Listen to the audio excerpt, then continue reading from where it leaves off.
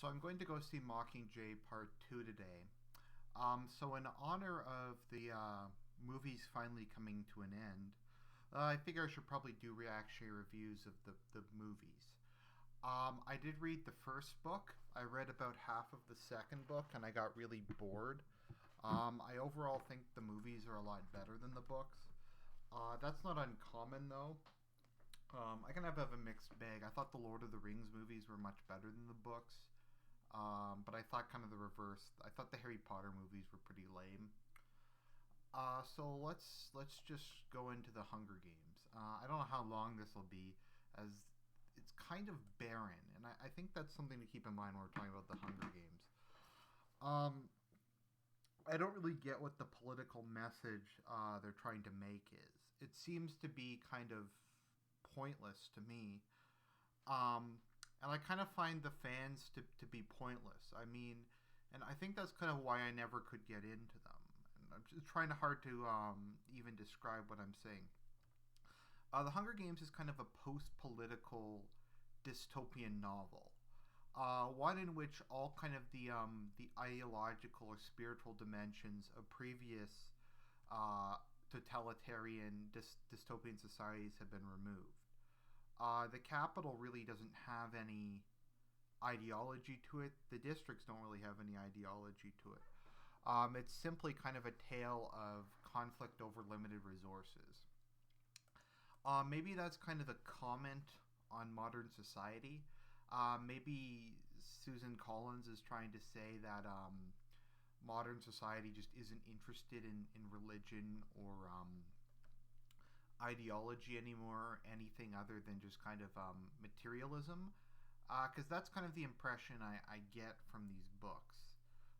No one ever expresses any kind of religious sentiment. Christianity seems to have ceased to exist.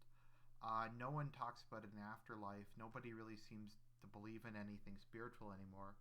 Nor does there really seem to be any political ideology anymore. They try to insert some into the movies because otherwise they would just be completely sterile. They try to kind of play up the connection to the Roman Empire, kind of add in some nationalism, but overall it just feels very hollow and pointless. Perhaps it's kind of supposed to be a commentary saying this is the end of history.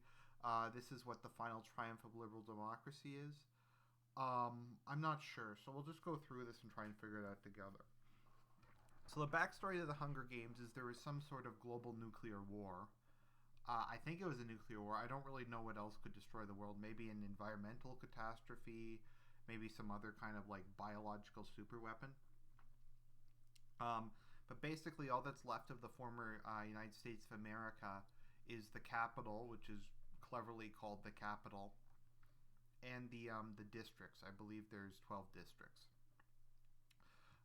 So the districts are each produce something for the various for the capital. One does like wood, one does like crops, one does fish, one does electrical power, one does manufacturing. The district Katniss is from does coal. Now you may be wondering, yeah, so it's technically a nation, but in general, the only people who are citizens live in the capital, and people in the districts are basically serfs or slaves to the capital. So this was kind of the system that was established in the aftermath of the unspecified global war. The capital has technology far exceeding what we have today, whereas the districts basically kind of live a very kind of early 20th century lifestyle with little access to medical equipment. Most of society exists on the verge of starvation and in almost continual poverty, which is part of where the whole Hunger Games thing comes from. The country is called Panem, which is based on the Latin for bread and circuses, which is more or less how the society is run. So my problem with all of this. Oh, sorry. So I'll just get into this. I'll just finish the backstory. So I think it's 50 years ago. The districts revolted against the capital, and a great civil war happened. The capital won the Civil War and destroyed District 13, or so we think. District 13 was the uranium mining operation. They possess atomics. The capital also possesses atomics, so they kind of agreed to a non-aggression pact, as a total war between the two of them would lead to their mutually assured destruction. So ultimately, the districts lost the revolt, and in revenge, the capital established the Hunger Games. Two tributes are taken from each district from the ages of 12 to 18. Basically, how it works is you have there's a big jar full of tickets. One ticket is put in each year, and you can take Tesseract, which is enough grain and oil for one person for each year. And you can take it for multiple people. So Katniss takes it for her mother and sister, which increases the chances you'll be drawn. So if you don't take any, then I guess you will have 6 tickets by the time you're an adult. But in Katniss's case, she'll have 18 tickets, so she'll be 3 times more likely to be picked. So there's a boy one and a girl one, and they'll pull a name out of each one. And those kids are selected. They're sent to the capital, 2 from each district. They will be They will get a feast. They will be cleaned up. They will be paraded. They will be sent on a TV show to be interviewed, and then they will be put in an arena full of traps, plot twists, all kinds of stuff, and be made to fight to the death against one another. Whoever wins the Hunger Games, the champion, and they are given enough money to live for the rest of their lives, and they get to live in a nice house, and they always have access to food, etc. So that is kind of the backstory. Now, what is the problem with this backstory? I don't understand why the capital needs a slave system. I mean, they have like anti-gravity devices. They have robots. They have the like advanced genetic engineering. They can like merge dead people with wolves. They can create completely new species. They have lasers. They have all kinds of advanced shit. So I don't understand why they need the districts at all. Couldn't they just build robots to do it? I mean, there's a scene where there's a bunch of them like lumberjacks cutting shit down with axes. Couldn't they just build some like flying, semi-automated thing with massive buzzsaws and do the work of like hundreds of people by like one guy from the capital? I mean, and you may say, well, they're just too lazy for that. But I mean, is maintaining a large standing army and having your soldiers militarily occupy all the districts to extract resources at an extremely slow, inefficient rate, is that really like preferable to just building some robots to do it? I don't know, and that's kind of where the series falls apart for me. I mean, the core premise doesn't really make a lot of sense. It also doesn't make sense why the capital doesn't have fusion power by this point in time. I guess they don't have it because they need the uranium. But it seems weird that they're still depending on coal in like the 22nd century. I think they get most of their energy from hydroelectric. But overall, it's pretty kind of shady. So yeah, the capital their motivations don't make a lot of sense. I think by this point in time, they just kind of want to maintain the system. There's this vague idea of nationalism, that they're the successor state from America and they have to maintain the districts. But overall, it just kind of feels like they're the designated bad guys and they just kind of are evil. The closest thing to a motivation is just that people are just obsessed with entertainment in the capital, so they frequently will like mutilate themselves for their own enjoyment. So they will like graft on feathers. They'll put claws on. They'll dye their hair a bunch of weird colors. They'll wear disgusting clothing. They frequently will eat and then throw up. They undergo extreme kind of plastic surgery and stuff. It's basically just extremely decadent, degenerate lifestyles that is, generally speaking, lived in the capital. So that's kind of like how the capital functions. It's doesn't make a lot of sense, but I guess it's kind of a comment on consumer society. So the protagonist of our story is Katniss Everdeen, who's pretty much like one of the most boring characters I've ever seen in my life. She likes to hunt with her ambiguous love interest Gale, and she has a little sister and a mother who she hates. So it comes time for like being for the Hunger Games, like to be the people to be chosen. So they choose um, her little sister, despite her only having one thing in the jar. So Katniss volunteers to take her sister's place. The other one chosen is Peeta, who's the boy with the bread, because he gave a burnt loaf of bread to Katniss when she was starving when she was younger. So Peeta's in love with Katniss, and it's really, really obvious. They're taken under the wing by the drunk Haymitch. Haymitch, I always make a joke about because at the end of the series he goes to just drink and raise geese and like just live in the country, and that's what I always joke. Like I'm gonna move to Basque Country, or I'm gonna move to Texas or something, and just drink and raise geese. It's just kind of a funny picture of just kind of retiring and getting away from the giving up on the world. So they get to have to impress people to get sponsors. Because during the games, people can pay money to buy them gifts and stuff like that. Um, they have to go on televised interviews with Cesar Romero or whatever his name is, which is probably like the best part of the movie. It's kind of like a parody of like talk shows. So he's like talking to them and getting to know them, and he's kind of like completely oblivious to the fact that they're all about to die in the most brutal way possible. But it's just kind of like entertainment, and everyone's like getting involved with like the individual personalities of the people they're about to kill. So I mean that's all pretty fun. And really, the scenes in the Capitol in the movies I find are the best parts of the movie. The scenes in the districts are boring as shit. And the Hunger Games themselves, I don't find that interesting.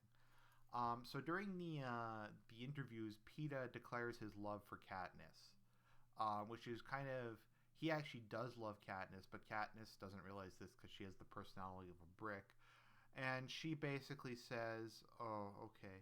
And then Peeta tries to brush it off as saying he's just trying to create this love story, which will basically get them sponsors and get them a bunch of money. So then they go into the Hunger Games after kind of eating themselves to death. Um, Seneca, who's Katniss's stylist, designs a dress that when she spins around, kind of lights on fire. It's like kind of a low temp burning thing because her district produces coal. So she's the girl on fire, which will become significant later on. So let's see here. So what happens is they have like the training sequence where like they have to show off their talent. Katniss gets a very high rating because she's used to hunting. She has excellent archery skills, and she's in very good shape. So she gets a high score. Peeta gets a mediocre score, and that helps to determine for sponsors who they want to bet on. It's kind of like betting odds. Like if you get a 9, then you get a low payout, but there's a high chance of winning. So they go into the Hunger Games. So generally speaking, what happens in the Hunger Games is all the kids are released, like kind of platforms rise up from the ground. There's something called the cornucopia in the center of the arena, which holds food and weapons and stuff like that. So they all go. So what normally happens is there's tributes who train their whole lives to use stuff like swords and clubs and like hand to hand combat, and then they will volunteer, and it's considered an honor. And normally what happens is they're called careers, and there'll be about 5 of them who band together and kill everyone else, and then they'll fight it out amongst themselves. So normally what happens is they will run for the cornucopia, grab a sword or something, and cut people down. And normally about a quarter to a half of them die at the beginning. So yeah, so that happens. Katniss tries to stay away as far away as possible to try and outlast the rest of them. The head game maker triggers a force fire to drive her back towards the others. It's kind of like they have total control of the arena. They can turn on force fires. There's like a force field. Whenever someone dies, they show their faces in the sky, and there's like an alarm that goes off. So they find Rue. She finds Rue, who's a young girl who's really good at climbing. Rue eventually gets killed, and Katniss kills the person who kills her, and it's kind of one of the many moments that breaks Katniss. There's kind of a surreal scene where Katniss gets stabbed by tracker jackers, which is another mutation, and she has this kind of funny trip out scene. Katniss succeeds in destroying the cache of supplies that the career tributes have been hoarding. So then Rue gets killed. Then Katniss shoots him in the head. Let's see here. Katniss places flowers around her body. Of course, there's no prayers. There's no concept of an afterlife because it's a post-religious, etc. thing. Post-political society. So the people of District 11 watch and then riot. Which is, I think, in Louisiana because they're mostly black. They run like kind of a plantation fruit producing area. So President Snow shows up, who's like my favorite character. He's kind of like a fascist dictator. He kind of reminds me of like Franco or something. He's pretty badass. He's been basically president for life, and he wants to essentially just kind of maintain power and maintain fear.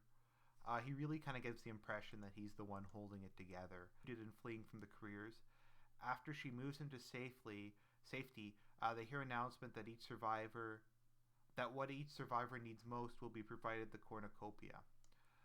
Despite opposition, Katniss leaves to get medicine for him because he has blood poisoning, and he's starting to get gangrene, and it's spreading from his leg to the rest of his body.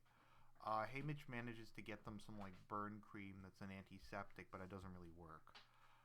So they go to the cornucopia in the center, and there's like an antibiotic injection which she manages to get after killing a couple more guys. So let's see here. Medicine heals Peeta, although he'll later have his leg amputated and replaced by a robotic one, which once again raises the question: if they can build fully functional robotic limbs, why can't they just build robots to do their work for them? I don't know.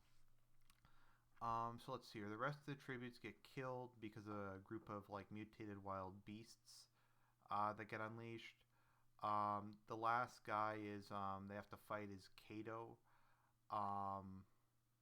who is kind of the main villain of this thing, but he just turns out to be a frightened child who is kind of brainwashed. So there's like a big fight on top of the cornucopia. Peeta throws Cato literally to the wolves, and Katniss shoots him with an arrow because he's being torn apart. So Katniss and Peeta think they have won, but Creighton cancels the rule change. Apparently there had been a rule change earlier stating that two people could win. I think if they were from the same district, or one girl and one boy could win. I don't actually remember. So Katniss and Peeta decide they're both going to eat toxic berries together, so there'll be no ending, and the capital won't get to watch them die. So they decide to eat the berries together. The capital thinks this is worse, so they declare them co-winners. Haymitch, the drunken guy from earlier, tells her she has made many enemies by her act of defiance. Snow has the game maker locked in a room with Nightlock, making him commit suicide. As Katniss and Peeta return to District 12, Snow ponders the situation. realizing he will have to do dramatic matters to maintain control. Um, Katniss encourages Peeta to forget what happens between them in the games, because he's still obviously in love with her. So what can we take away from the Hunger Games? As I've said, it really kind of shows this post-ideological, post-political dystopia. Maybe it's kind of a commentary on the fact that there's nothing more in a postmodern society to live for, and there's nothing more to die for. And so all that's really left is survival. I find it kind of interesting as we're fighting ISIS and the number of other threats that face us, that the very concept of survival and self-perpetualism, which are kind of the most basic building blocks of civilization, have more or less been torn away from us. Perhaps that's kind of the point of this. It's not ideological. It's just the very much the most basic feeling a human can have, which is the desire to survive. And in kind of Peeta and Katniss's relationship, we see Peeta's desire to kind of get married to her and to have children. So that's also very much a kind of a basic human drive. Maybe that's kind of the point of the Hunger Games, to strip away all kind of the other things that have kind of made us degenerate as a society, that have made us kind of lack touch with kind of our primal instincts, and to kind of return us to a primitive state. We're willing to fight to ensure our own survival, and it's kind of a sad reflection that that's kind of a revolutionary message. I kind of find a lot of the fans pretty annoying. Most of them don't really get it, but they kind of take it as an almost religious thing. Like a lot of them will wear the Mockingjay pin that Katniss has, as if it really means something.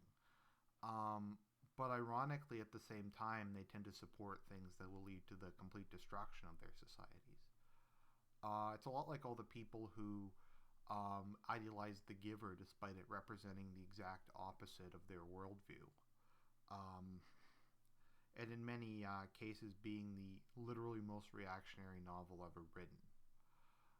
So that's part one of the Hunger Games. I will do one of Mockingjay soon. Talk to you guys.